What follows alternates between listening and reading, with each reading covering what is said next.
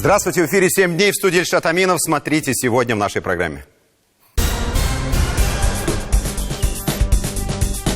Мы честно отстояли нашу Родину. Я вот лечу, как вольный сокол. Герои среди нас. В Казани прошел парад Победы, но юбилейный год еще не прошел. Вы выходец из Татарстана. Каковы ваши ощущения? Все-таки я первый раз приехал на родину в совершенно другом качестве.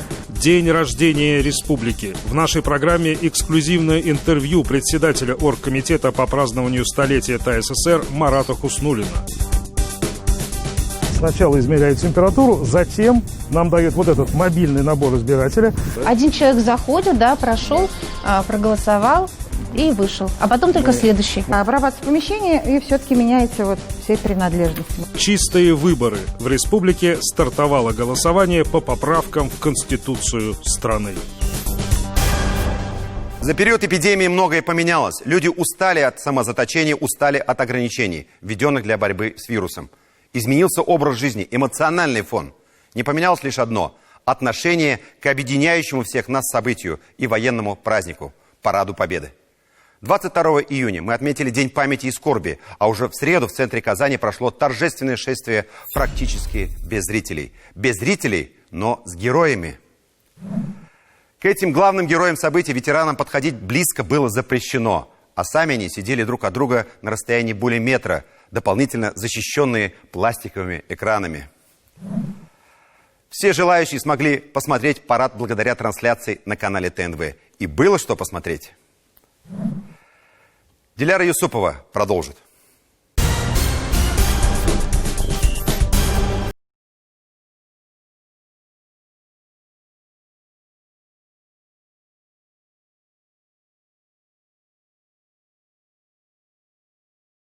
Парад прошел в новом формате и на этот раз на площади Свободы. Зрительские места организовали с соблюдением социальной дистанции. И только для 20 ветеранов войны и тружеников тыла.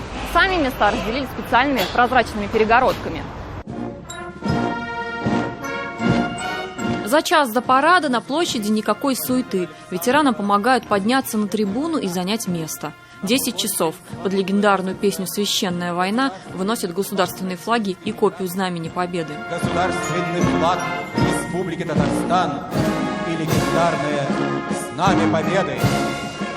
Сегодня... Войска Казанского гарнизона, и не случайно во главе механизированной колонны уже много лет выходит легендарная 34-ка. А за ней те самые машины, на которых наши солдаты проехали пол Европы. И какими они кажутся беззащитными по сравнению с грозными боевыми машинами современной армии. Один из главных военных стратегических объектов – Казанский пороховой завод. Его памятник установлен в парке Петрова. Более 2000 его работников в годы войны ушли на фронт из заводских цехов. А вот она, особая гордость завода – 8 героев Советского Союза. Среди них и Борис Кузнецов, кстати, единственно здравствующий в Татарстане герой Советского Союза и участник парада 1945 года на Красной площади в Москве. Главный парад в истории. Приказ провести парад в столице Сталин отдал в середине мая. На подготовку месяц. Вторая мировая еще продолжалась, а на всех фронтах для отправки в Москву отобрали лучших бойцов. Возраст не старше 30, рост не ниже 176 сантиметров. Хотя для особо отличившихся были исключения. В их числе и наш герой. А это спустя время, уже сегодня. Мы честно отстояли нашу Родину и будем стоять на рубежах наших границ, нашего государства, нашей великой России. Борис Кузнецов не единственный, кто помнит. Помнит и Павел Клетнев. Например, как в ноябре 43-го сжималось сердце от вида дымящихся руин. Отступая, фашисты взрывали заводы, вокзалы, жилые дома. На параде 45-го его не было, но он видел все сверху. Ежегодно в День Победы он прыгает с парашютом.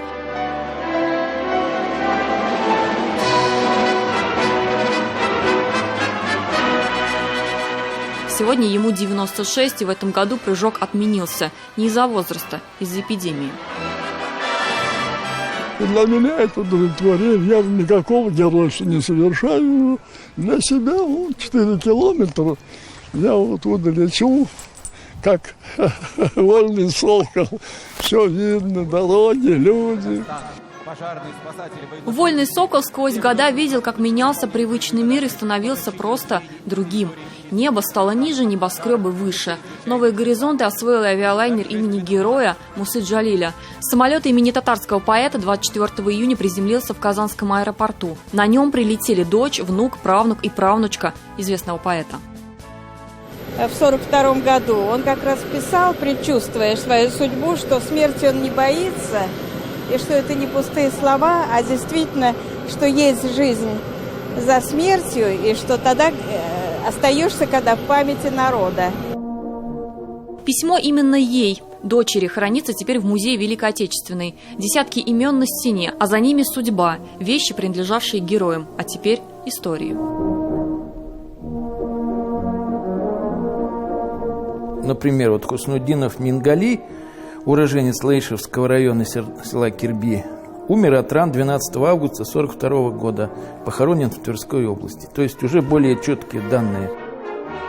Проект о героях войны беспощаден. С порога он обрушивается множеством тяжелых вопросов. Сотни имен, о которых порой ничего не известно. Иногда не помогают даже архивы. Спустя годы имена стерлись, фамилии записаны на слух. Буквы не совпадают, несостыковки даже в датах.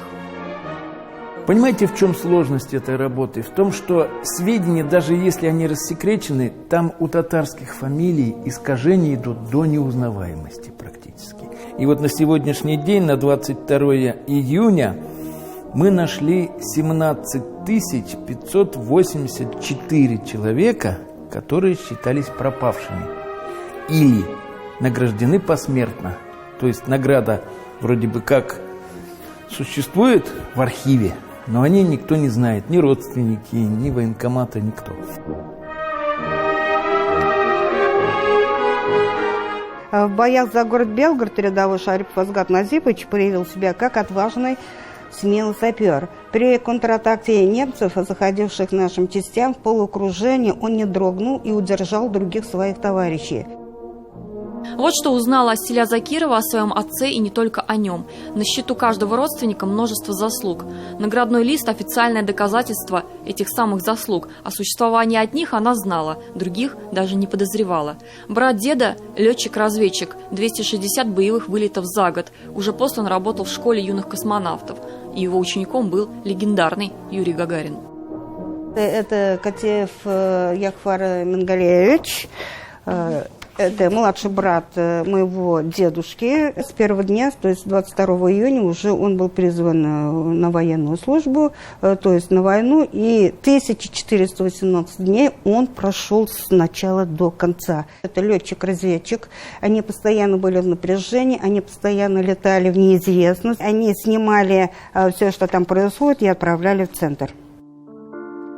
Один из родственников Аселии Закировой, пропавший без вести, найти сведений о нем пока не удалось. Но ей удалось получить документы на двоих, еще на двоих поданы заявки.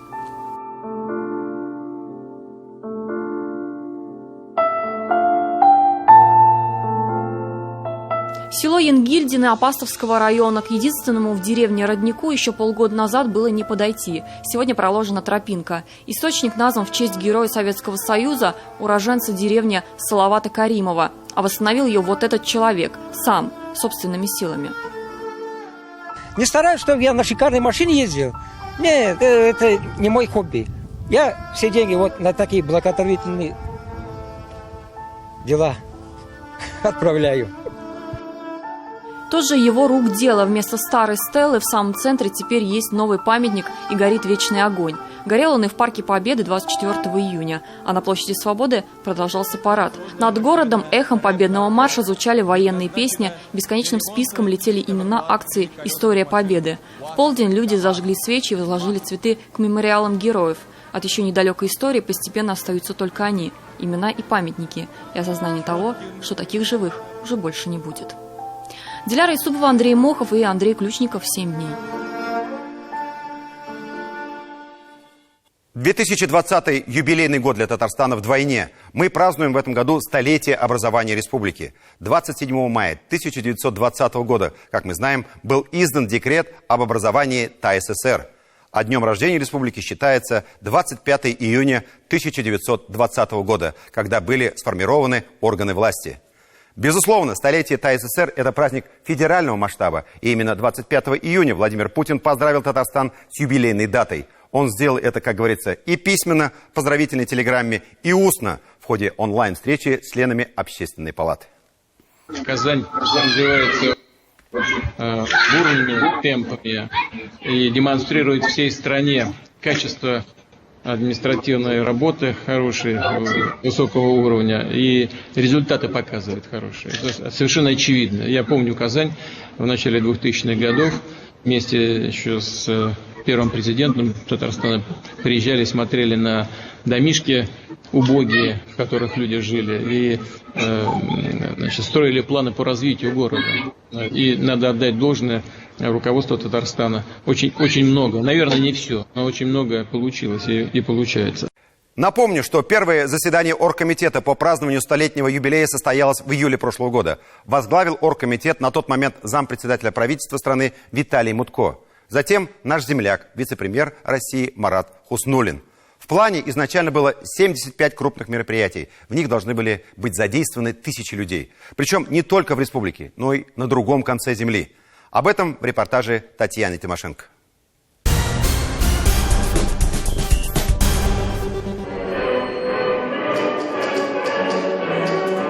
Полное погружение в Казанской ратуше. Эпоха бурных 20-х. Стучит пишущая машинка. Картина подписания декрета об образовании ТАССР оживает. По всей видимости, для участников заседания оргкомитета по празднованию юбилея такая встреча стала сюрпризом. Второе заседание оргкомитета по празднованию юбилея республики, своеобразный экватор в проведении мероприятий. Планы в связи с пандемией пришлось корректировать, но не отменять. Уже сейчас, как и намечалось, проведено 75 мероприятий. Старт был дан в декабре прошлого года.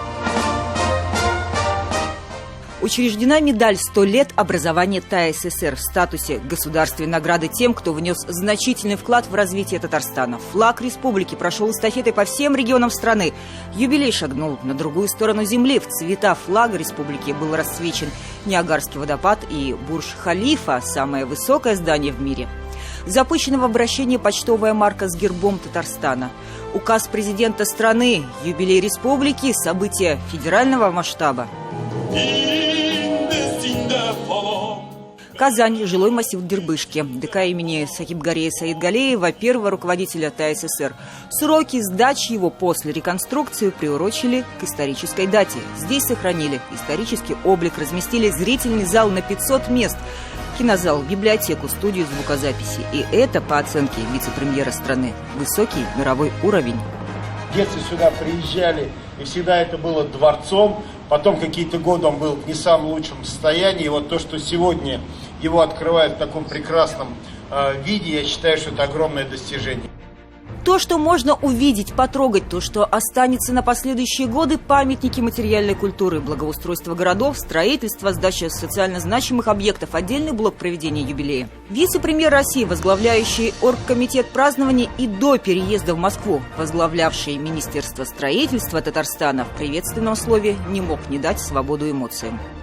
Могу сказать уже вот со своего уровня новой работы по региональной политике, могу сказать, что по всем национальным проектам республика стабильно является в тройке лидеров по всей стране. Что по дорогам фактически в тройке, что по жилью на первом месте и по всем программам, которые есть в стране, в которых Татарстан принимает всегда участие, везде является лидером.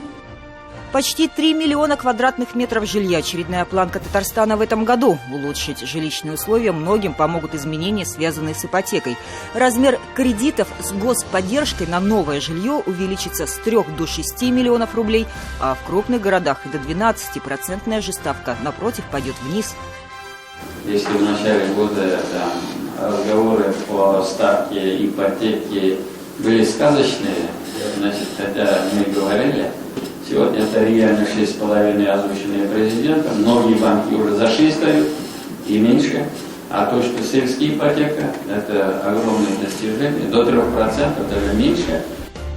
Строительство в республике в новых условиях пандемии не останавливалось ни на день. Панорамы объектов, которые вскоре будут открыты во время знакомительного турне по значимым для Казани точкам, стали своеобразной фотозоной. Большое Казанское кольцо, проект, который был необходим для разгрузки дорог многие годы, скоро замкнется. Второй корпус Республиканской инфекционной больницы. Срок сдачи уже 15 августа.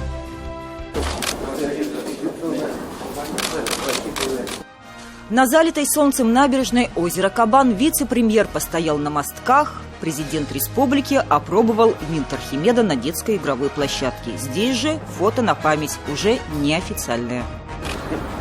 Ты откуда камень? Я из Казани. Казанский балай? Так набережная.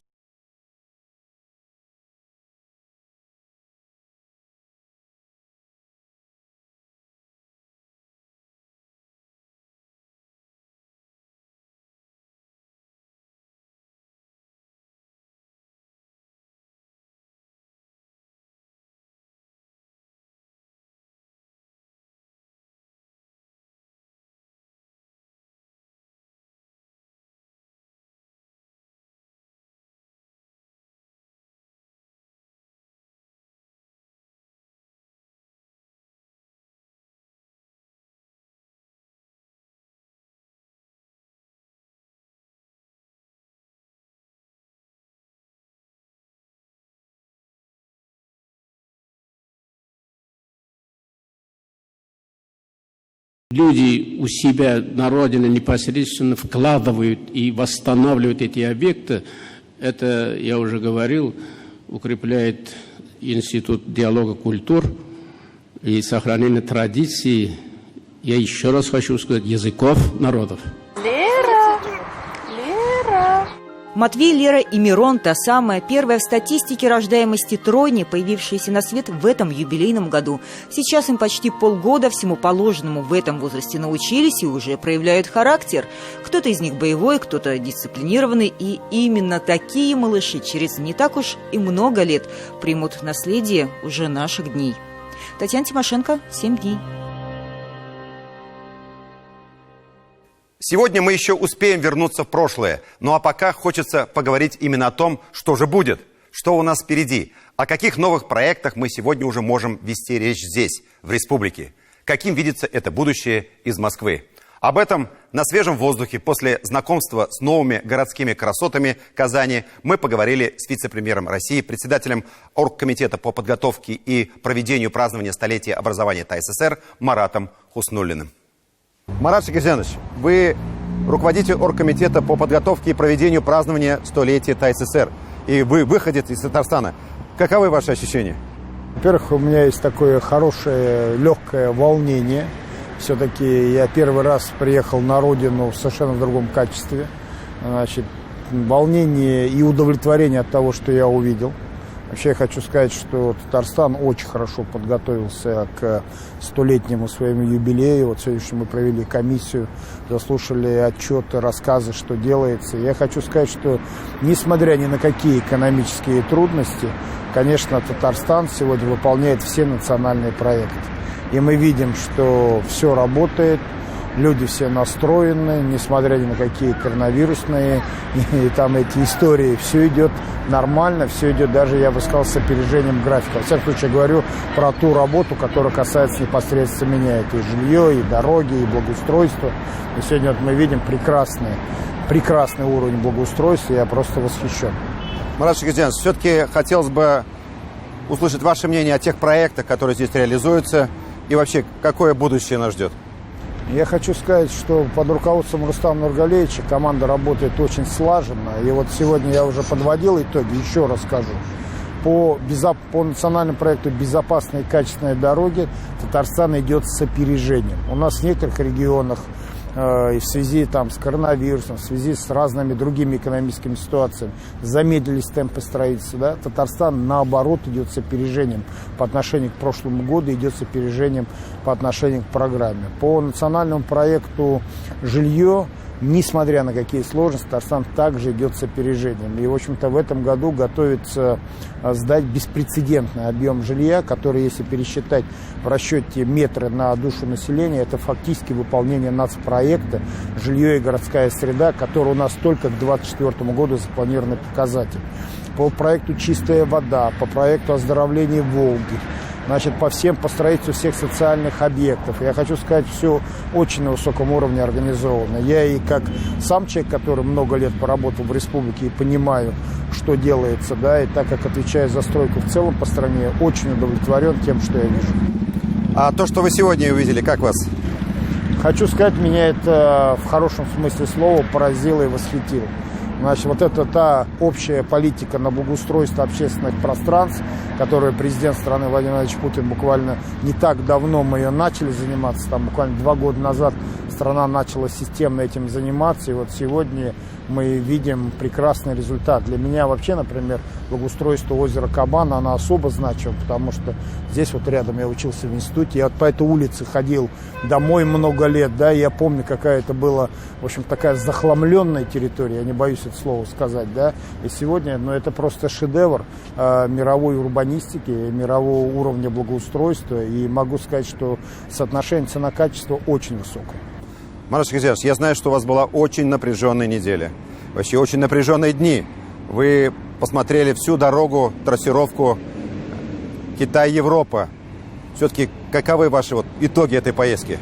Я действительно на вертолете со своими коллегами пролетел всю трассировку, посмотрел участок от Москвы, от северо-восточной хорды Москвы, так называемой нулевой точки, до соединения дороги М12 Европа-Западный Китай до Шали, это в районе, село Шали в районе М7.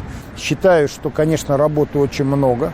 По плану такой объем работы, он должен быть выполнен не меньше, чем в пределах 7-8 лет, но пока поставил коллегам задачу своим за 4 года эту дорогу построить. Важнейший участок проходит по территории Казани, по территории, значит, Республики Татарстан, ниже Казани. Это так называемый южный обход города Казани, мост 3,5 километра. И вот с Рустамом Галеевичем мы провели совещание, посмотрели все подходы, посмотрели, как можно ускорить, оптимизировать. И если все-таки правительством будет принято решение продолжения, дальнейшего продолжения этой дороги, считаю, что мы за 4 года построим. Ну а теперь снова в прошлое, увлекательное прошлое. Итак, ровно 100 лет назад был подписан первый официальный документ, закрепляющий за Татарской АССР право на самоуправление. 25 июня 1920 года власть в ТАССР перешла к Временному революционному комитету, который и управлял республикой до формирования Центрального исполнительного комитета и Совета народных комиссаров. Государственные органы были окончательно сформированы 20 сентября 1920 года на учредительном съезде Советов рабочих, крестьянских и красноармейских депутатов ТАССР. Председателем Центрального исполнительного комитета ТАССР стал 31-летний Бурхан Мансуров, а председателем Совета народных комиссаров 26-летний Сахибгарей Саид Галиев. Кем же они были, правители молодой республики? Ну, сегодня мы можем однозначно сказать, что поскольку многим из них не было и 40, они были молоды и полны решимости. И еще одна немаловажная деталь. Практически все народные комиссары тех времен свои посты занимали только год. Судьба большинства из них оказалась весьма трагичной. Эльзира Юзаева вернулась на 100 лет назад.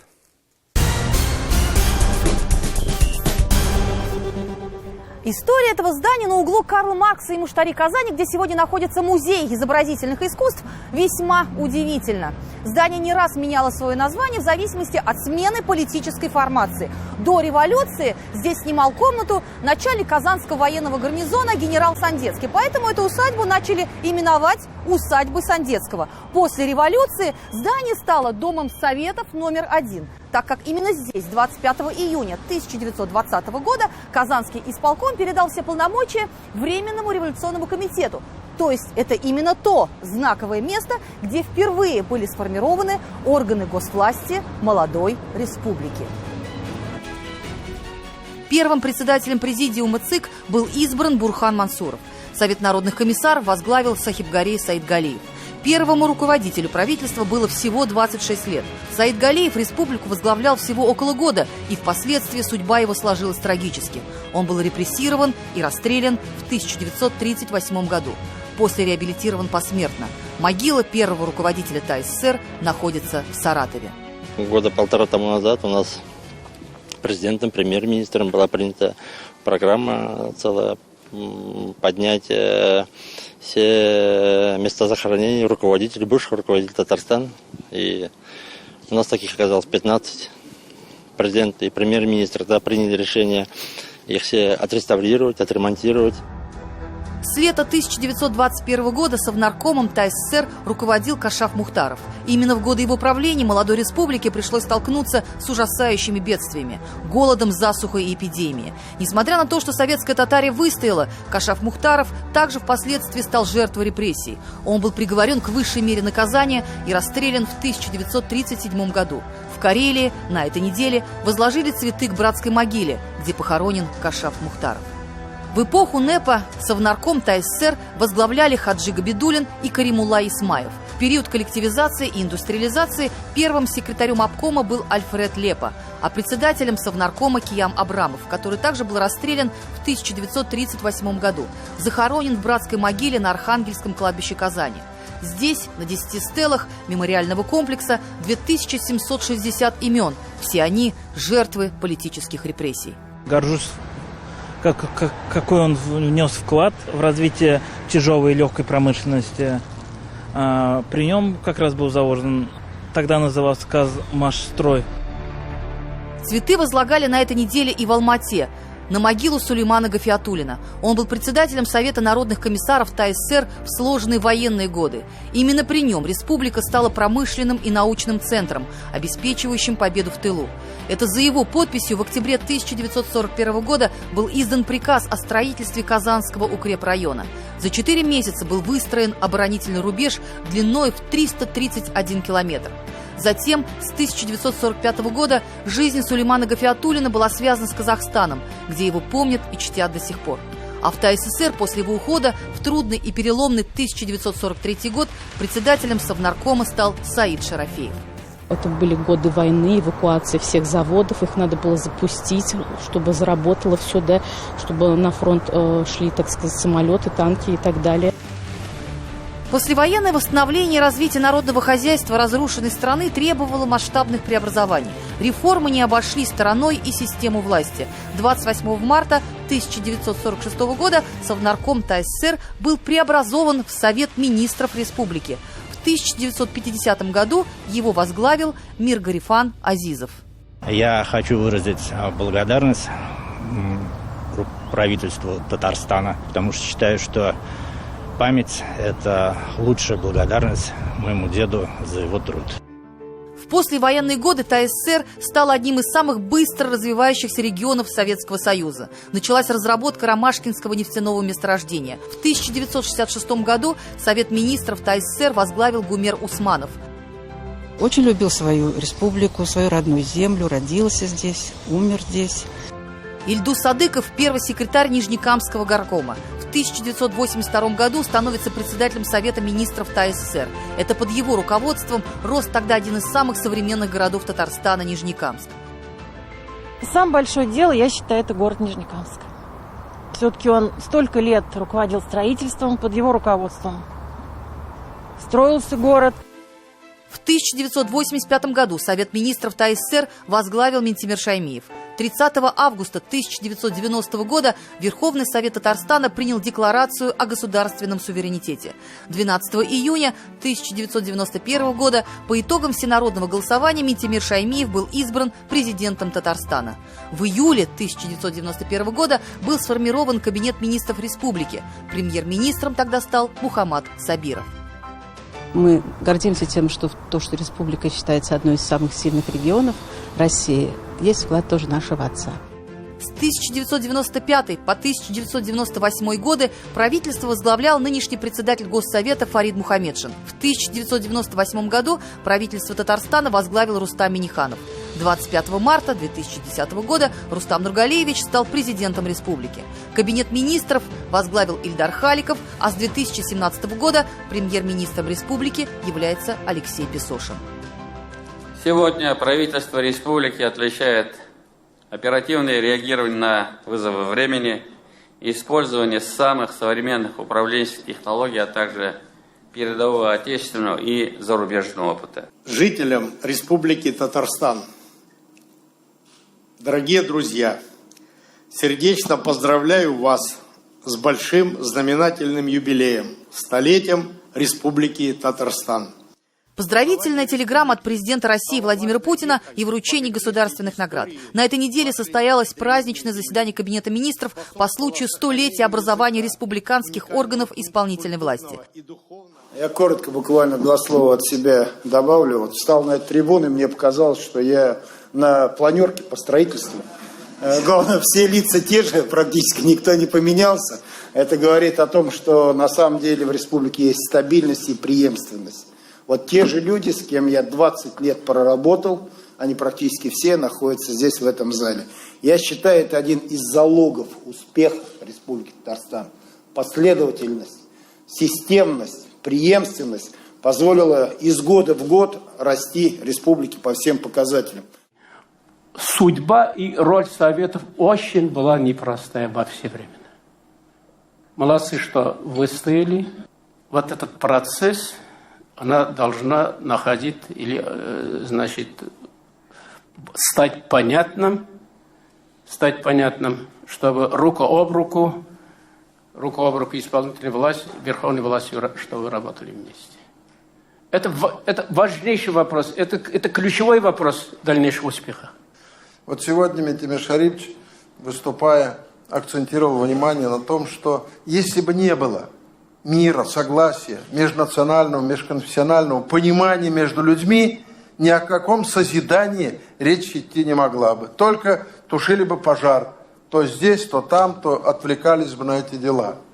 К счастью, в республике все задачи решены, и у нас очень трудолюбимый, терпимый, трудоспособный народ, который здесь живет, обеспечивает решение задач, которые ставит действующий президент.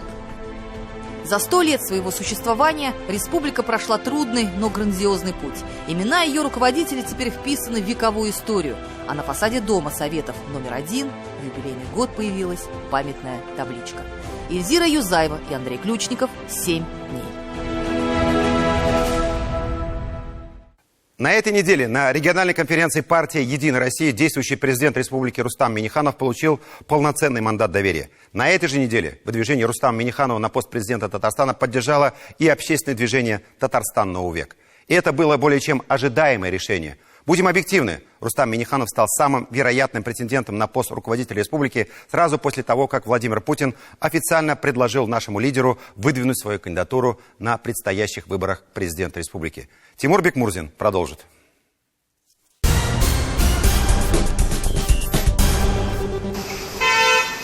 Для журналистов немного скучно, когда интриги нет совсем. Однако объективности ради, ее мало кто ожидал в этот день на партийной конференции «Единой России» в Казани.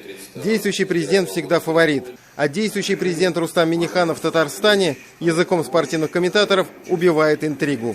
В этом плане более чем достойная кандидатура министра транспорта и дорожного хозяйства Ленара Сафина выглядела больше формальной, чем реально конкурентной.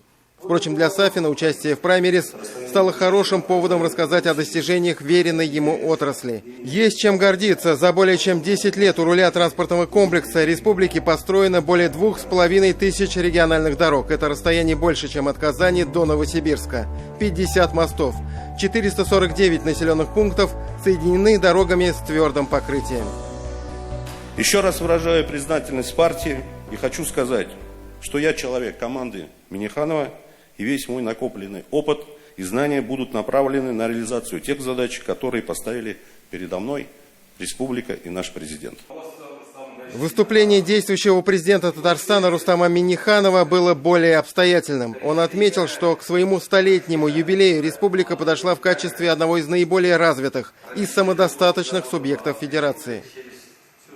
За последние десятилетия валовый региональный продукт вырос на 28,7%, объем промышленного производства на 38,2%. Ну и самое главное, у нас качественно изменилась структура промышленности, обрабатывающая доля, сегмент обрабатывающего сектора составил уже 70%. При этом, как подчеркнул Рустам Минниханов, экономические достижения не самоцель, а лишь инструмент для решения нашей главной задачи – повышения качества жизни граждан. В этом плане нам есть что сказать татарстанцам, заключил президент, и перечислил. За прошедшие десятилетия построено 239 детсадов, 62 школы, отремонтировано 1313 образовательных учреждений, 207 поликлиник. Построено более 1000 спортивных объектов. Продолжительность жизни в Татарстане выросла на 4 с лишним года, превысив 75 лет. Республика и дальше собирается идти по выбранному пути созидания и социально-экономических реформ, в основе которых человек. Заботу о людях и развитие человеческого капитала, формирование комфортной среды для жизни, создание возможностей и условий для самореализации, развития экономики и предпринимательства. Я вас хочу уверить, что то, как организованы дела и в целом жизнь в республике, это на самом деле вызывает у многих добрую, ну, у кого-то, может быть, и недобрую зависть далеко за пределами Татарстана. И очень важный момент, конечно, это тот стресс-тест, который в этом году вся страна, весь мир прошли в связи с пандемией коронавируса. И то, насколько четко все было организовано в республике. Забота о гражданах – это основа, к которой прикладывается и промышленность, и экономика, и так далее, и так далее. Внятных программ других кандидатов, к сожалению, мы не увидели. Это, может быть, еще проявится, но такое ощущение, что политический процесс в Татарстане, он сейчас, из когда-то такого сложного стал достаточно ясным. Ну, я думаю, что Минниханов эффективный лоббист. Давайте прагматически называть вещи своими именами. Татарстан достаточно успешно формулирует и отстаивает свои интересы на федеральном уровне. Удалось создать достаточно эффективную административную систему, которая не вызывает острых политических кризисов. Небольшие политические кризисы возникают всегда и страшно, если их вовсе нет. Да? И в то же время сохраняется ориентир развития. В этом программном выступлении Минниханова каждый мог найти что-то близкое ему. Президент много говорил об экономических приоритетах, продолжении программы по созданию комфортной среды обитания. В частности, упомянул проект «Наш двор». Отдельно затронул тему поддержки старшего поколения и начинаний молодых людей. Сегодня было очень круто услышать, что молодежь сегодня находится на острие прогресса в Республике Татарстан. И очень было интересно проследить то, что красной нитью через все выступление Рустама Нургалиевича проходит заинтересованность в молодежи, в молодых кадрах в республике. Молодежь не говорит следующие слова: «Я доучусь и уеду в Москву». Я поеду в Москву учиться. В Татарстане есть чем заниматься молодежи. Это так здорово.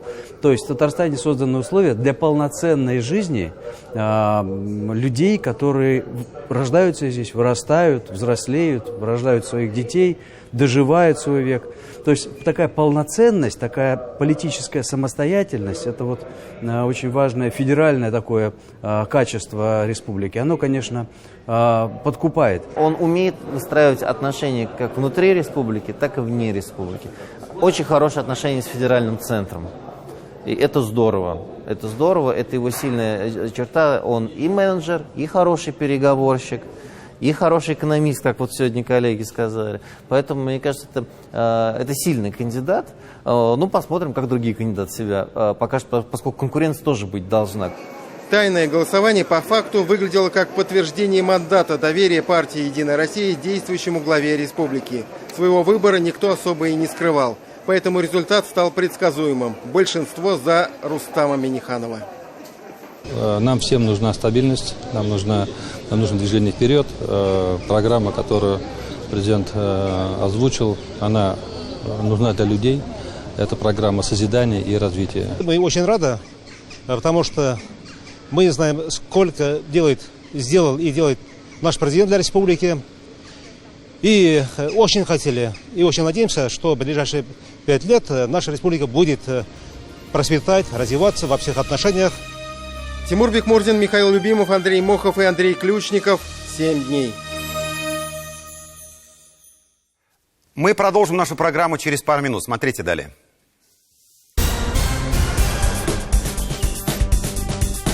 Сначала измеряют температуру, затем нам дают вот этот мобильный набор избирателя. Один человек заходит, да, прошел, проголосовал и вышел. А потом только следующий. Обрабатывается помещение и все-таки меняете вот все принадлежности. Чистые выборы. В республике стартовало голосование по поправкам в Конституцию страны.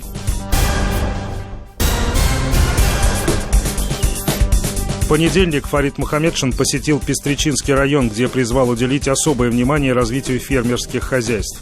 Председатель Госсовета, кроме того, побывал в музее Героя обороны Брестской крепости Петра Гаврилова.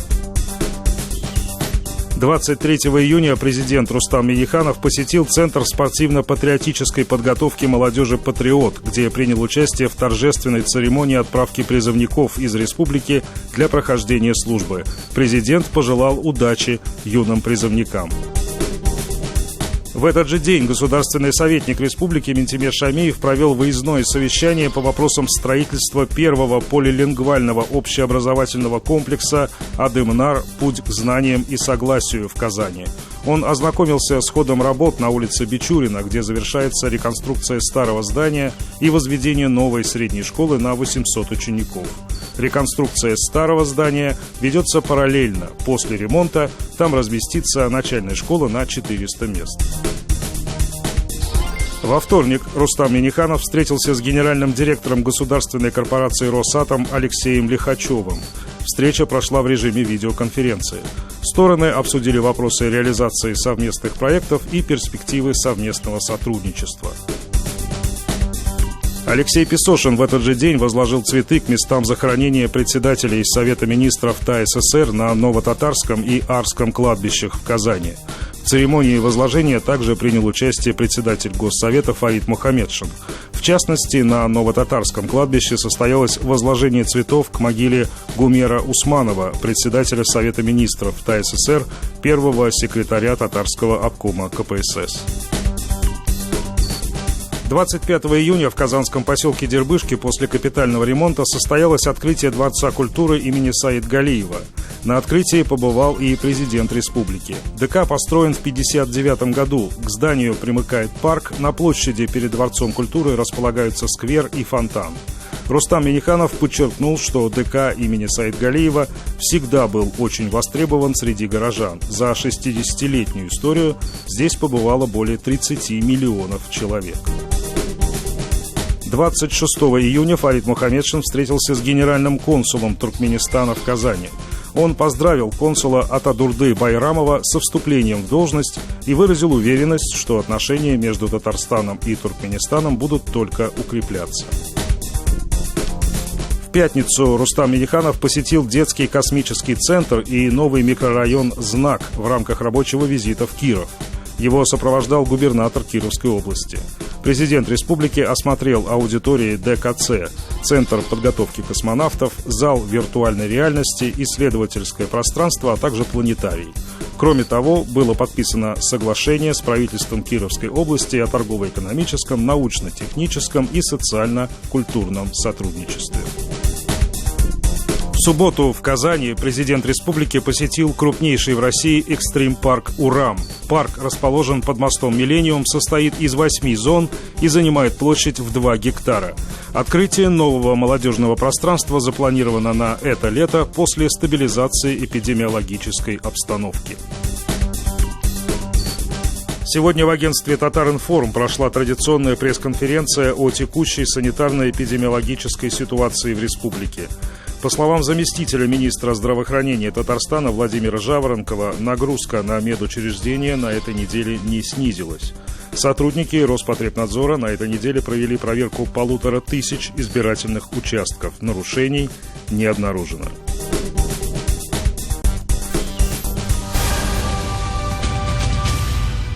Мы продолжаем программу «7 дней». В Татарстане идет голосование по поправкам в Конституцию. Да-да, оно продолжается вот уже 4 дня. 25 июня открылись избирательные участки. Включились в работу по полной программе участковые избирательные комиссии. Накануне голосования ко всем жителям республики обратился президент Татарстана Рустам Минниханов. Хорматлы ватандашлар, уважаемые татарстанцы, С 25 июня по 1 июля мы станем участниками исторического события. Общероссийского голосования по вопросам одобрения изменений в Конституцию Российской Федерации. Конституцияға түзәтмәләр кертү Россия куәтен ныгыту һәм туган республиканың үсүе өчен яңа мөмкинлекләр бирә. Шуңа күрә Дәүләт Советы Татарстанның әйдәп баручы сәяси һәм иҗтимагый көчләре аларны хуплады. В Татарстане при поддержке Федерального центра и лично Владимира Владимировича Путина реализуются масштабные программы. Сегодня наша республика – регион-лидер по многим показателям. Поправки к Конституции – это закрепление имеющихся достижений и стремление заложить прочный фундамент будущих успехов. Төзәтмәләр традицион гаилә кыйммәтләрне саклап калуга ярдәм итә, баланың гармониялы үсешенә шартлар тудыра, Россиянең мәдәни мирасын, барлык халыкларның үзенчәлеген, телен, мәдәниятен һәм гореф-гадәтләрен саклый. В условиях пандемии коронавируса большое значение приобрели поправки в части обеспечения доступной и качественной медицинской помощи, социальной защищенности граждан. В год 75-летия Великой Победы и столетия образования ТССР особым смыслом наполняются поправки, которые запрещают действия по фальсификации истории.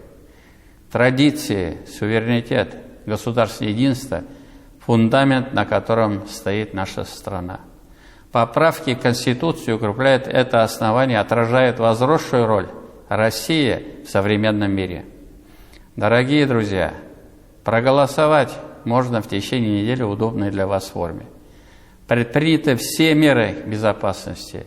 Уверен, подавляющее большинство татарстанцев проявят активную гражданскую позицию и поддержат поправки в ходе общероссийского голосования. Желаю вам доброго здоровья, счастья, благополучия и оптимизма. Сезгә һәм гаиләләрегезгә сәламәтлек, бәхет, именлек һәм иң изге теләкләр телим. Как мы уже неоднократно говорили, возможностей для того, чтобы проголосовать на этот раз сразу несколько. В Татарстане 2 миллиона 900 тысяч избирателей. И более 100 тысяч из них уже заявили о желании проголосовать вне помещения для голосования. К ним члены избиркомов приедут на дом.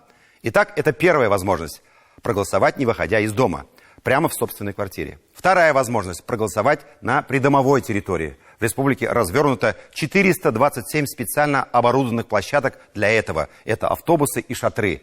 Они уже стоят и будут стоять до 1 июля в ваших дворах. Ну и третья, классическая возможность – голосование в помещении на участке. Они работают с 8 утра до 8 вечера. И надо сказать, что граждане активно пользуются всеми тремя возможностями. Итак, вам выбирать, как выбирать. О начале голосования Михаил Любимов.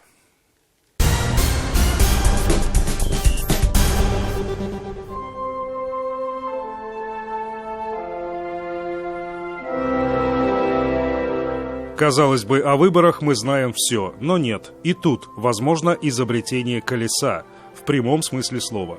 В Высокогорском районе, как, собственно, и везде теперь, избирательные участки по-прежнему избирательные, но мобильные. И это изобретение, как и любое другое хорошее изобретение, пришлось весьма кстати и значительно облегчило жизнь.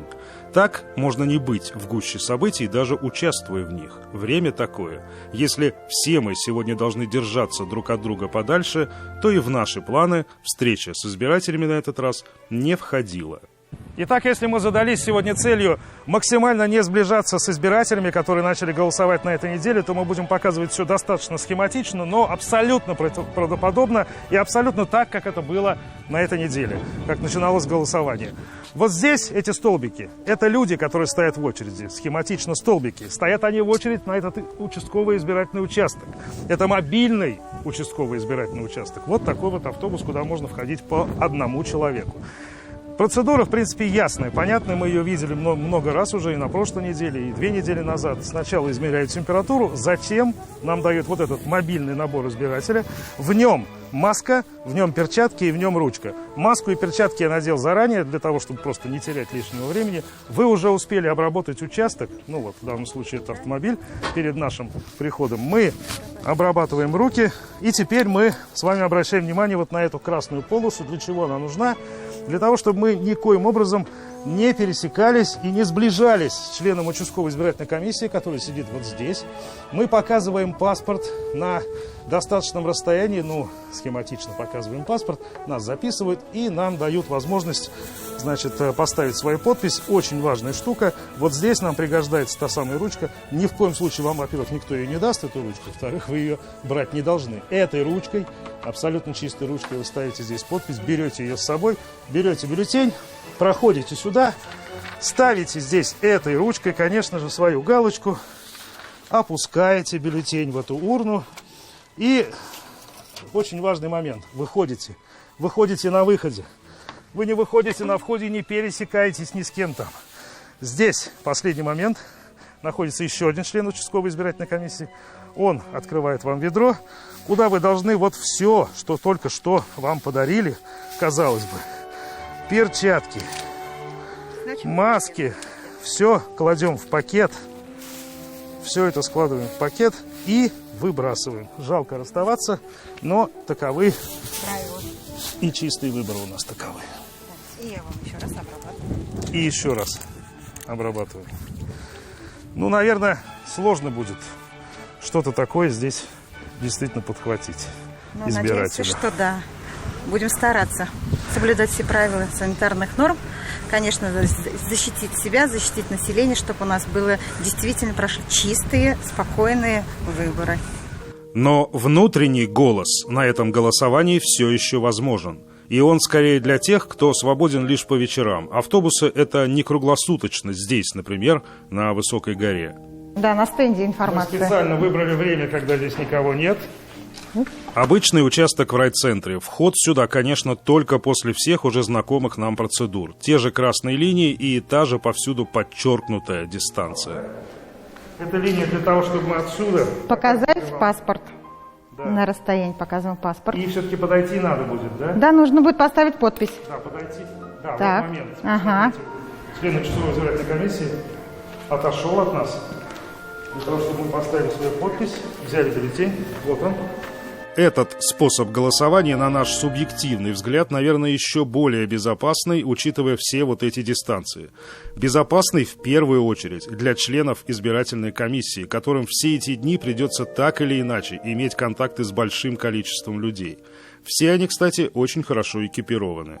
Да, обрабатывается помещение, и все-таки меняется вот все принадлежности. Мы должны поменять через каждые 2 часа. И ручки меняете? Ручки мы можем обработать. Выход из участка снова там, где выход, а не вход. Ну а если совсем не хочется никуда ходить, даже во двор, то возможно и это. В городах члены избиркома входят сейчас по квартирам, а вот в сельской местности они ходят по дворам, куда им, кстати, даже разрешается заходить, соблюдая, конечно, дистанцию, и лишь издали наблюдая за тем, как избиратель не сразу, надо сказать, но справляется со всем набором необходимых процедур.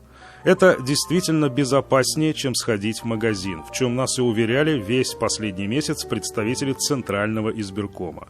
Но, безусловно, только при соблюдении всех мер предосторожности. Мы уже не раз с вами говорили о том, что нам с вами пока еще рано снимать забрала и рукавицы. Пока еще рано отказываться от всех средств индивидуальной защиты.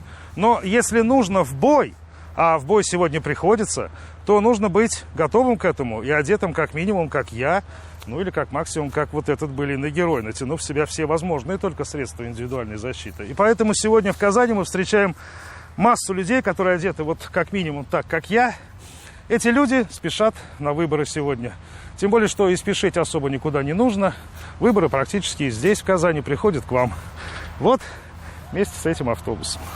Казанские автобусы, конечно, попросторнее, но и здесь никакой давки никогда не допустят. Вход строго по одному. И абсолютно те же правила личной гигиены.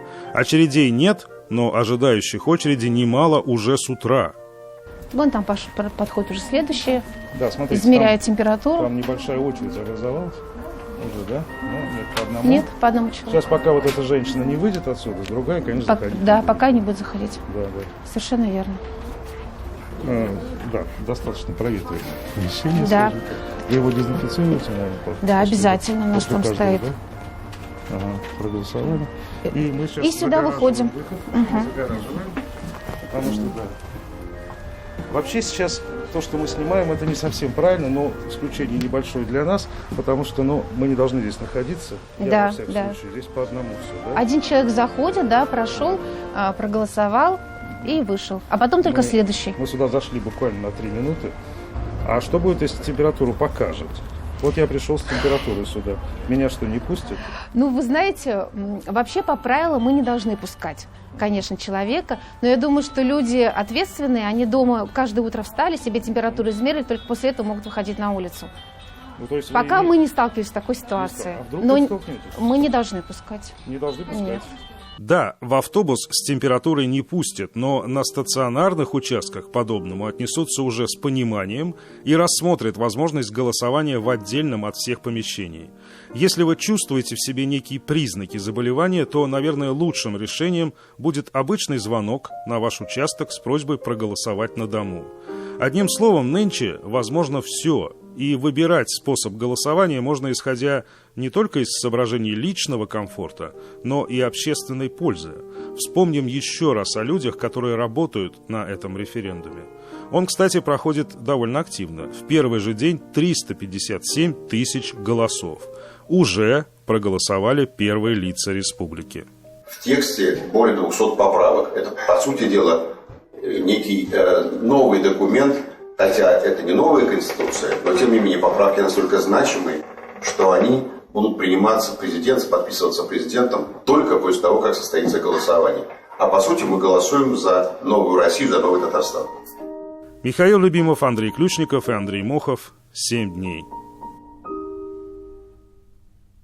И в продолжении темы. На федеральных и местных каналах транслируется ролик с участием первого президента Татарстана, государственного советника республики Минтимира Шаймиева, в котором он выразил свое мнение о поправках в Конституцию, вынесенных на всенародное голосование. Вот что сказал Минтимир Шарипович. Предложенные поправки к Конституции направлены на всестороннее укрепление Российской Федерации с учетом внутренних и внешних факторов. Главное, что все положения основного закона неукоснительно соблюдались. В частности, Конституция Российской Федерации гарантирует всем ее народам право на сохранение родного языка. Гарант Конституции наш президент всегда подчеркивает значимость родного языка, языка матери для каждого народа. Конституция с поправками нацеливает всех нас на работу на одной волне с президентом страны Владимиром Путиным, что явится залогом стабильности власти. Стабильная власть – это безопасная, успешно развивающаяся страна. 1 июля – выбор за каждым из нас. Хочу подчеркнуть, только такой политик федерального уровня, как Минтимир Шаймиев, обладающий безусловным авторитетом во всех национальных регионах страны, мог в своем выступлении в масштабах всей страны заострить проблемы, касающиеся сохранения и изучения родных языков. Государственный советник Татарстана дал понять российскому обществу и, конечно, власти, что он не понаслышке знает, с какой надеждой многочисленные представители национальных образований ждут реализации гарантий по сохранению родных языков, заложенных в Конституции. И его слова, конечно, прежде всего относятся к различным российским государственным органам и властным структурам, которые позволяют себе слишком вольно трактовать, а подчас и не исполнять требования основного закона в части родных языков. Немало у нас и разных экстремистов и оголтелых националистов, которые, невзирая на Конституцию, выступают против изучения родных языков в национальных республиках, что однозначно расшатывает основы конституционного строя России. Железный голос Минтимира Шаймиева и для них прозвучал грозным предупреждением. И последнее на сегодня.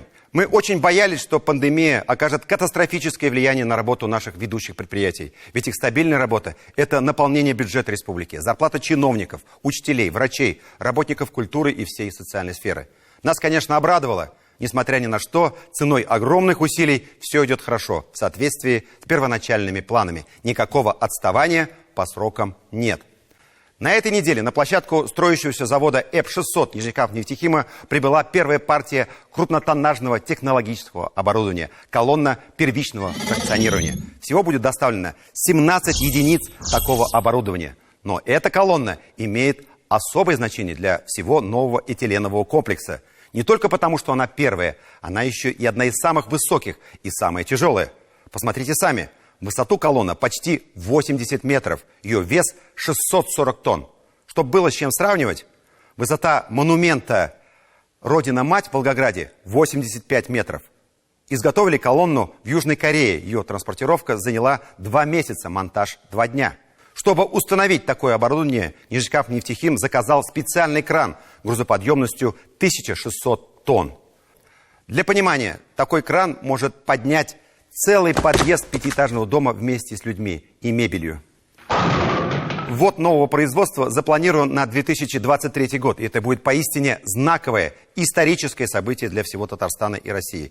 А пока каждый такой локальный успех – маленькая и важная победа. По-своему, тоже историческое событие. Свидетелями его стала и наша съемочная группа. Тимур Бекмурзин расскажет.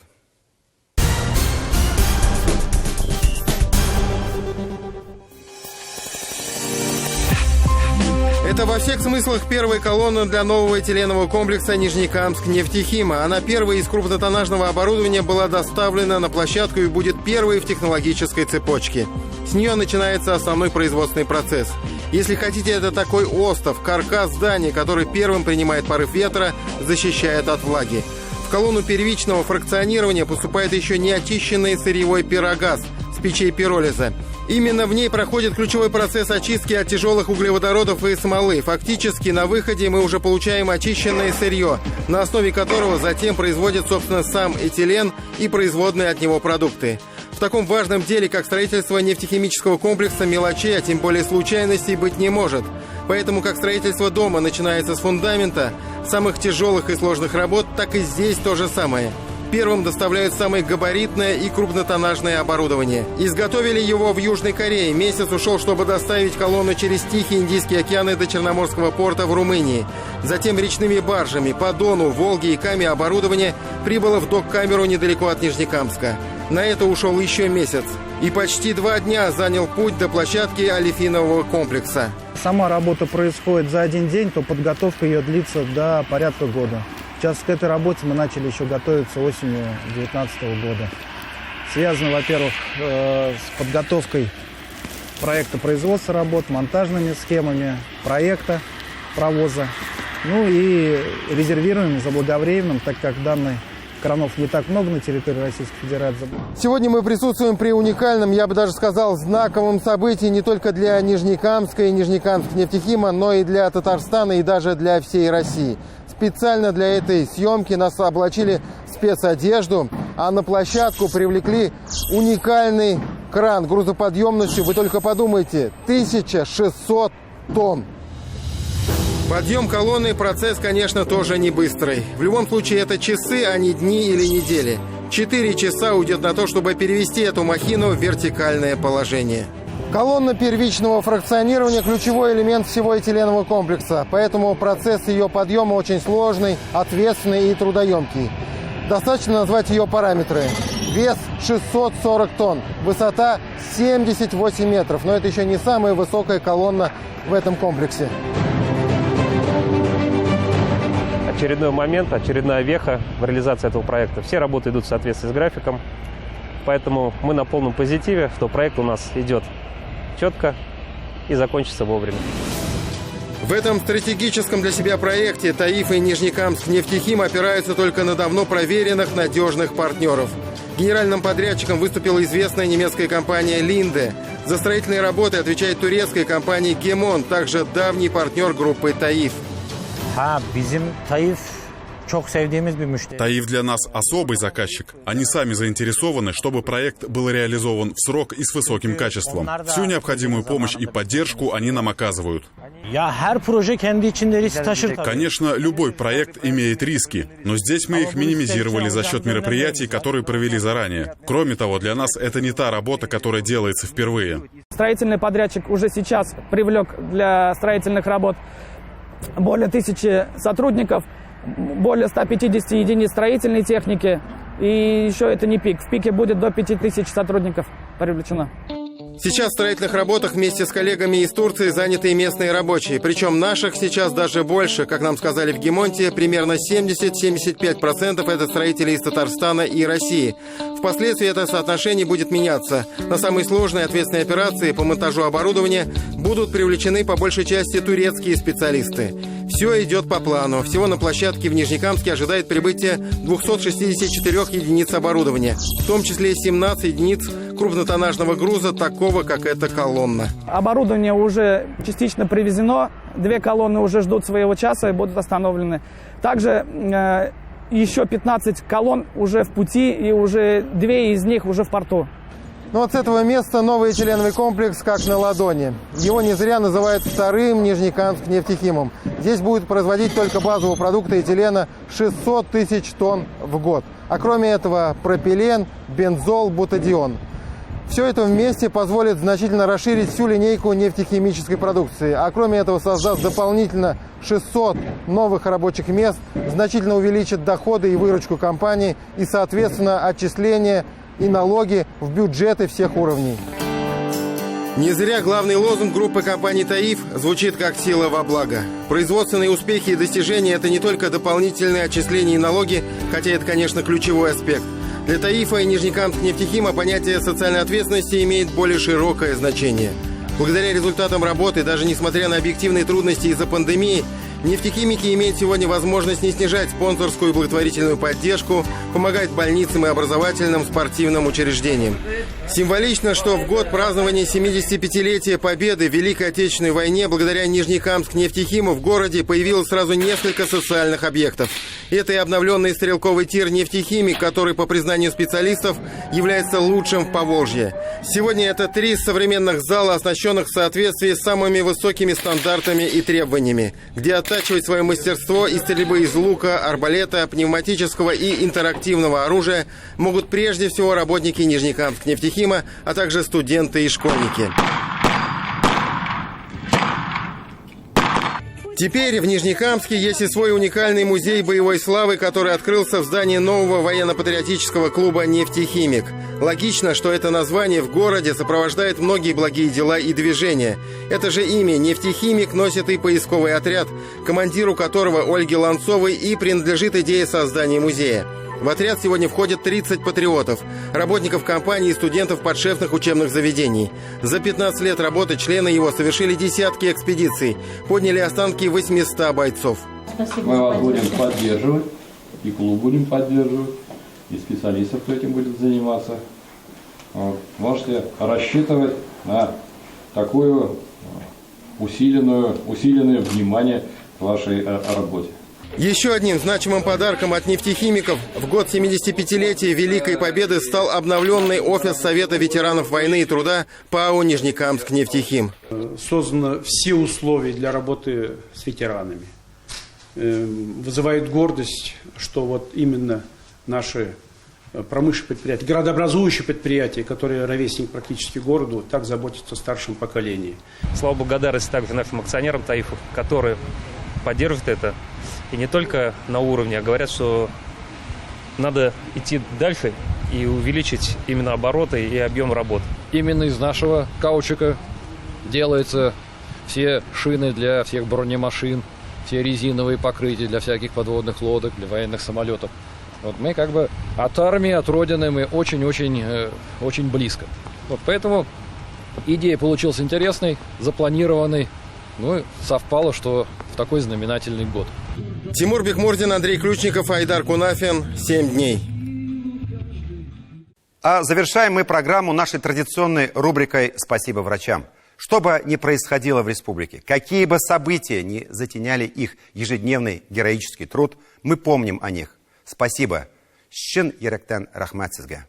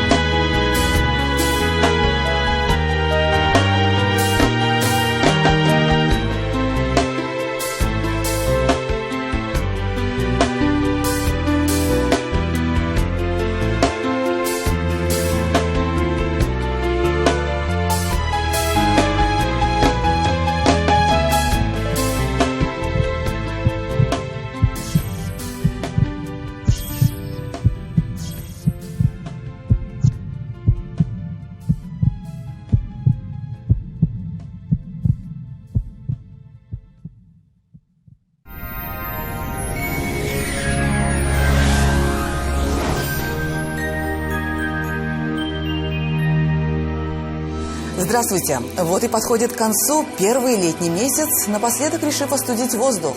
О погоде на ближайшие 7 дней прямо сейчас. На юго-западе Татарстана в понедельник будет малооблачно, местами дождь.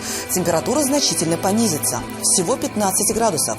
В последующие дни температура начнет повышаться, осадков станет меньше и к выходным 22 градуса тепла. На северо-востоке также жары и зноя ждать пока не приходится. Среднедневная температура в 18 градусов выше нуля. В выходные станет теплее. В центральных районах республики следующей недели будет прохладной. В начале недели всего 17 градусов тепла. Ожидаются дожди. К четвергу столбики термометров покажут 23 градуса. Такая погода продержится и на выходных. На юго-западе холодный атмосферный фронт остудит воздух. В основном будет солнечно, и это не может не радовать. Жители северо-запада и Казани понедельник встретят понижением температуры и дождем. Во вторник осадки прекратятся, температура станет немного выше. В выходные будет вполне комфортно, до 23 градусов выше нуля. Ну что ж, впереди июль, и пусть он будет жарким. До свидания.